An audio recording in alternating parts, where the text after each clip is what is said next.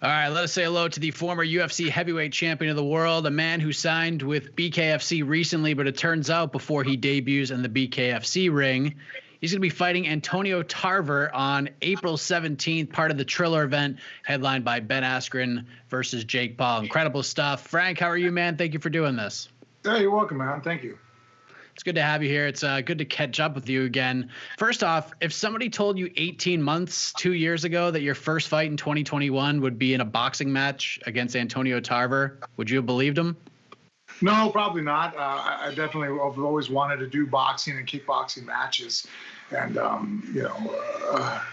I knew that I wanted to make sure the contracts I had signed for the rest of my career didn't keep me exclusively to one organization, unless it was for that particular platform that they fought in. For example, if you sign with Risen, I get it that I not do, MMA fighting for somebody else, but if a kickboxing or boxing match came up, why not?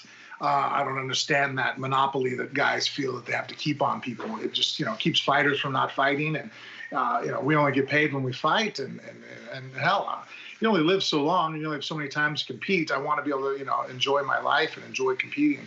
So, BKFC, David was really cool about it, saying that, hey, look, you sign with us, you do, obviously we don't want you fighting bare knuckle anywhere else, but if other opportunities arise that are MMA or boxing or kickboxing, jump on them.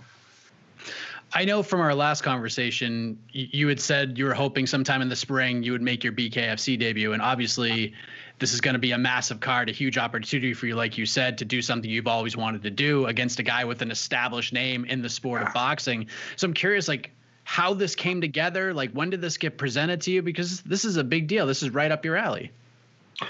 I don't really know a lot of you're going to have to interview Malky. I keep getting asked that question. I might have to ask him how it worked out on his end, but basically it worked out like this. Hey, Frank, what are you doing? Nothing. Just, would you want to do a boxing match against a former world champion? Yeah, absolutely. Okay, Antonio Tarver, April 17th. Are you on? I'm in. All right, cool. That's how easy it is to be my manager. At the time, actually, I take it back. There was no date set. It was sometime in April. Hopefully, they're trying to set a fight when I first found out about it. I was like, cool. Please sign me up. And so that was about how that conversation went. That's crazy, man. And what's interesting is I've heard you talk about in interviews that one of your favorite boxers of all time is Roy Jones Jr. And obviously he was part of the first big Triller event against Mike Tyson. And Tarver has a pair of wins over Roy, which probably makes it even more interesting and more enticing for you to take this fight, right? Absolutely. And I've got to hang out with Roy a couple times overseas in Russia and whatnot. And, hang out with him, and he's an incredible guy, interesting to talk to. Every bit the person I thought he would be mentally, as far as the knowledge of combat sports and just, warfare in general. And, to be able to, get an avenge a loss for one of your heroes is always a pleasure. Seeing Roy and Mike do their thing, exhibition or not, I loved it, man. I thought it was great. What was that like for you, watching Roy and Mike in their 50s, looking in just tip-top physical condition, put on a fun show like that for everybody? It's very inspiring, because I think a lot of times, and in fact, it actually made me feel good that at that point, because, I think when I was about 39, from about 35, my injuries have really just started compounding, and it really got hard for me to train. And then about 39, I was just, miserable, ready to retire. It was hard to get me in the gym because, if I could get past the pain and take enough ibuprofen and whatnot to get in there, then that night of sleep was even worse. I tossed and turned from agony. And then I got opportunity to go with BioAccelerator and really got to go over to Colombia and do stem cells. That helped. Doing all the, if you find a great CBD product and a great foundation for supplements, I found American Shaman, jumped on board with them, and I'm a firm believer in that.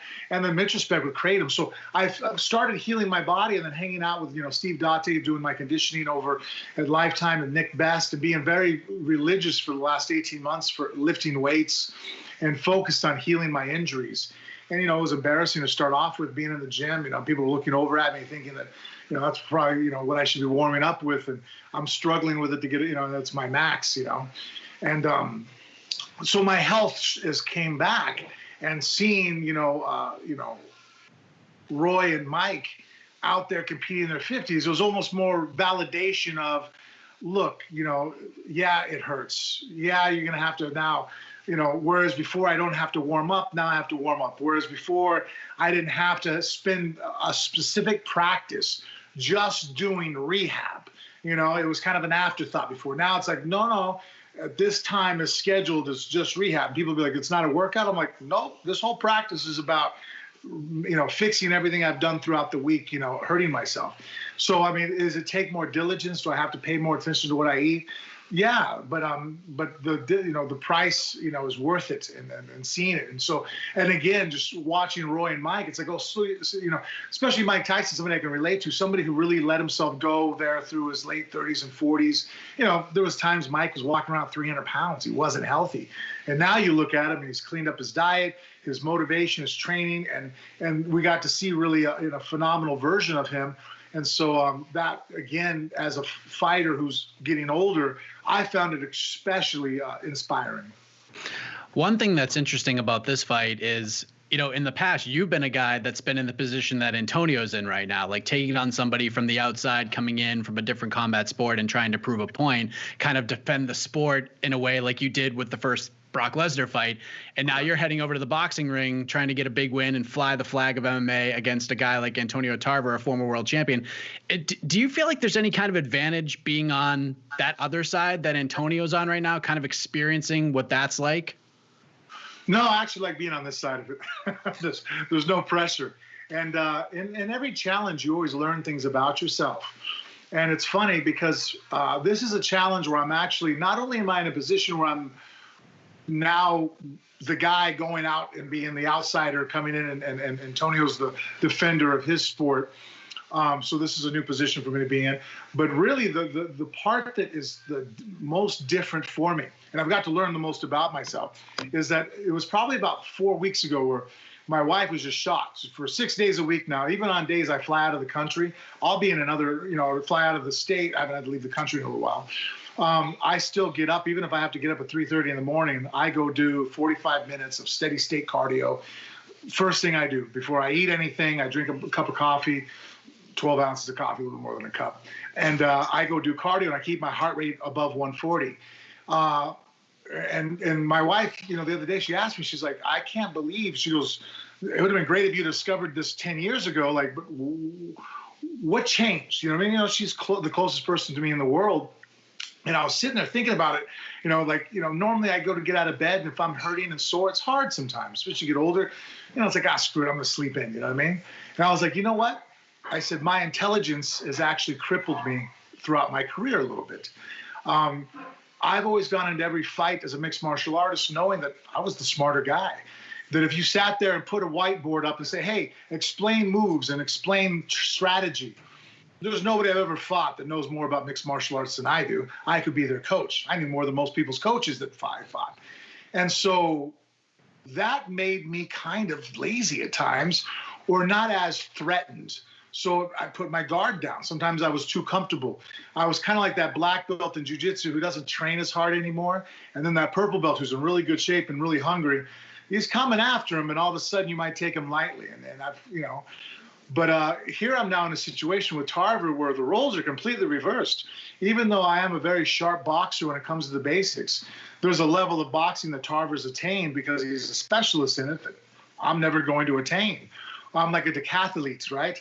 I can only be so good at throwing the javelin. A guy who's a specialist of the javelin is going to be better than me, even though I'm obviously familiar with it as a decathlete. And so being a mixed martial artist, I'm familiar with boxing and very good at it, and very good at jiu-jitsu, very good at wrestling. But as far as a specialist, how can I beat somebody who's a world champion? As far as how can I know more than Tarver when it comes to boxing?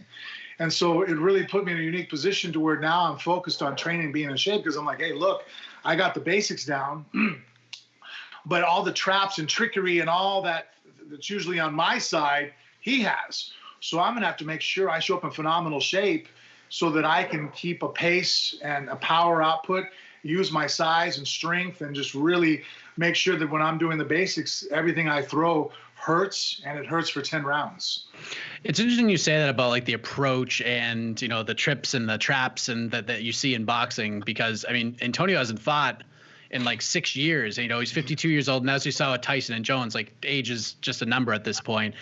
22 knockouts in his career, and no matter how old you get, there's still going to be some pop there no matter what. So do you take kind of more of a modern day MMA approach to this bout where you're worrying just about yourself? You're not watching a lot of film on Antonio because, 6 years is a long time, right?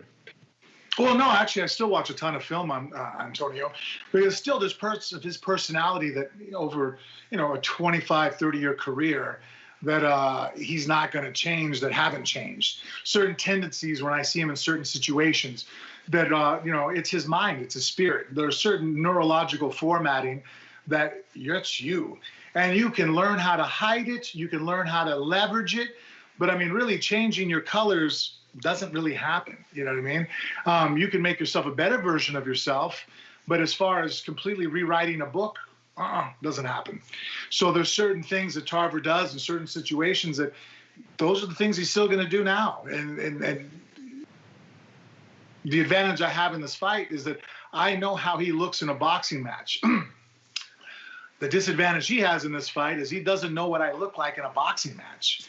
He only sees what I look like with my stance adjusted for defending kicks, defending takedowns and knees on top of defending hands. And there's a difference between an MMA stance, even just breaking it down to that point, and a boxing stance. What's the training camp like for this? Like, are you sticking around at like the same places you were at? Like, I know you worked with Angelo Reyes for a long time, and I know how important he was in you learning the basics of boxing and bringing it to MMA. How are you handling the preparation in terms of coaching, guys you're working with, et cetera? Well, right now I work with John Wood a ton, and the different guys that Syndicate, Gunderson and Mike Piles in there, and those guys, and I work with a lot of guys as far as sparring. What I do is to make it equal. Right now I spar 12 rounds, and I just make sure that everybody I spar is just a fresh guy coming on me every round. So that way, even though there might be a difference in skill level, and they're also, everybody has to stand left-handed. Not everybody in there is a southpaw naturally.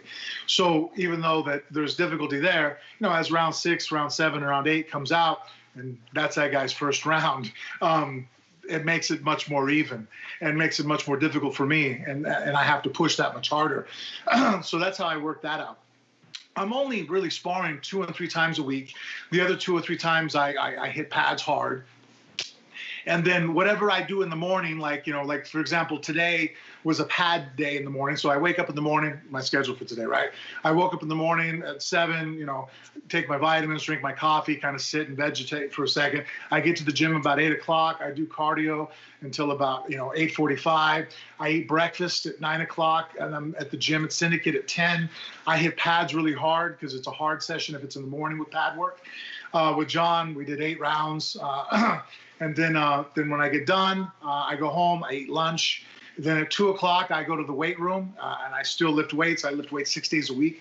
I'm a big believer that all you do is you drop the volume, but you can keep the intensity. And that's why my strength and power has stayed the way it is, and I'm not getting injured. It's a mistake I've made in the past. And now as I train my daughter lifted weights all the way up until 4 days before each one of her fights. And people think I'm crazy doing it, but I'm like, hey, guys, the NFL guys in season lift weights. And those guys are $1 million athletes. There's a reason why. There's just a smart way to do it. And then when I get done with that, I go home again. I have a protein shake. I eat. I usually try to take a nap or relax. Or I have a gap between 4 and 6 o'clock. At 6:30, I'm back at the gym. And if I hit pads in the morning, then at nighttime, I do what's called drill work. Like tonight, Jake, my partner, he puts on a body shield so I can hit him in the body, with some authority without ruining them. And we basically go back and forth with drills. So it's intermittently, instead of just hitting pad work and then going to sparring, now it's kind of like controlled sparring where we're going to hit certain scenarios. We're like, he's going to throw a combination. It can either be a jab or a hook, so my reaction has to react. And then I have a set counter I'm going to throw. And then we just go back and forth drilling that. And tonight we did 8 rounds of specific fight stuff drilling. Tomorrow, basically how it works is that instead of me hitting pads in the morning, I still do cardio first thing in the morning, and from 8 to 8:45, breakfast. Then I'll spar for the morning session. And then in the evening at 6:30, I'll do pad work instead of the man work as far as drilling. And I still lift weights, at about 2 o'clock. Kind of going back to the, boxing versus MMA thing, like you said, there is a tension on this fight with Tarver for sure. I think it's a very cool thing, but you're not fighting Jake Paul, so there isn't this pressure that Ben Askren has heading into his fight. Like, yeah, it's like Yeah, it's like the weight of the MMA world is like on his shoulders. I mean, I can't imagine the pressure he's under in his boxing debut. I'm sure there's a part of you that feels like you're defending the sport, but in Ben's situation, like what advice would you give him as to how to approach this fight and what his mindset should probably be in this situation? Well, if you think too much about that, it can be a distraction. And I do have certain tips for it, but I don't want to give too much advice because that's the same advice I'd give Tarver. And I don't want to help him out too much because Tarver's in the same position where the weight of the world's on his shoulders. Because, even if he has a bad showing and wins the fight, it's kind of a loss on Monday morning when he shows up at the gym. Like, hey, man, that guy made his debut. And you struggled with him, that could be a very bad day for him, let alone me actually, cleaning his clock, And so, Ben does have a lot of pressure on his shoulders. And, and the crazy part is, hey, Jake Paul, I don't have anything against him. I know a lot of people don't like him as far as a YouTube star coming in boxing, but I'm like, hey, look, he garners the attention, so that's what validates that he's in that ring. And he takes it serious. It isn't like this guy's not training. If he was out partying and drinking and treated this like a joke, and he was basically making a masquerade of what I love, combat sports, then absolutely I would be pitchfork and flames with shoulder to shoulder with everybody else. But the kid trains. He's focused and he's trying to be a boxer. And so I have nothing but love for that. I'm like, well, that's what I want everybody to do. I want everybody to be able to enjoy martial arts and train at different levels, whether it's competing or not. But I think it makes everybody a better human being. But he doesn't. The kid's in shape. He's trying to improve his skill level. There's a reason why some people are worried for Askren, because this kid is actually putting in the work. So I have a lot of respect for him for that. The fact that his avenue in was that he was a YouTube star, well, hey, man, all the more power to him that he found a way to be popular and make money. And, I think a lot of people just hate him because they wish they could have done that. You know what I mean? Like, the guys were like, man, I wish I could just make videos and become a millionaire. He did. He pulled it off. And so, and on top of that, it brings there's a lot of young kids right now at home who, especially because of what just happened with COVID, already they were sitting playing too many video games, watching too much TV. We have an obesity problem in this, in this country already as it is. And now we just took a year off where kids weren't allowed to go to school, and homeschooling and Zooming and whatnot. And that was a complete, travesty. Kids just, most children don't do well under those circumstances. And if they're fans of Jake Paul and they're watching him go out there, who doesn't need the money, he's already set for life, go out there and put it on the line and dedicate himself to something that is hard like, combat sports are. I think he's going to inspire a lot of the younger generation. And how is that a bad thing? So you're going to have a bunch of kids signing up at boxing gyms and wrestling and MMA? Hey, man, that's a win. That's actually a really interesting way to look at it. And I agree with you that Jake Paul, he is who he is, but at the same time, he is taking it very seriously, and you can't fault him for that. As far as you go, the goal for you, no matter what you do, is to win, like it always is. Yeah. But other than that, from a boxer and a fighter perspective, like outside of just getting the win, what are you hoping to accomplish on April 17th against a guy like Antonio Tarver? Well, I just want to make a good showing of myself first and foremost. Look, I'm an example to my children, and my children are smart, and they're phenomenal human beings. If you watch my Instagram, you can see the things they're already doing. They're unbelievable. My daughter, my sons, and so I'm an example to them. So when I walk out into that ring, my daughter's going to be in my corner. I want to make sure that when I walk out of that ring, my daughter's proud that I'm her father. Regardless of how that fight ends, I'm walking out of there with pride, and hopefully that means me putting my fist through Tarver's ribs and he gets carried out on a stretcher. But if it comes out with an L, he's still probably leaving in a stretcher. I might get outpointed, but I'm making sure that everybody knows I was there. You mentioned your daughter, Bella. She had herself quite the 2020. She made her pro MMA debut, had a hard-fought decision in her first fight, came back less than 2 months later, and got a submission in just under 2 minutes. It was a short night at the office for Bella. And you and Bella joined me. We spoke right before her debut, and you talked about how nervous you were heading into that fight as her dad and as her corner. But what was it like, seeing her battle in that first fight, kind of overcoming that adversity and then bouncing right back with the stoppage in the second fight? I couldn't have written it any better for her, because I think if those fights had been reversed, if she would have had the first fight and choked a girl out very fast, I would have been more nervous about the next one. But the fact that her first opponent put up such a battle, that girl did not want to lose. She showed up and brought her A game, and she really, showed a lot of heart. It was just that there was a difference in skill and ability, and so and there's no real loss in face over that. There's people that are just better than you, but that put Bella in deep waters. That girl fought hard. It tested Bella's resolve, and Bella showed what no one else could really know.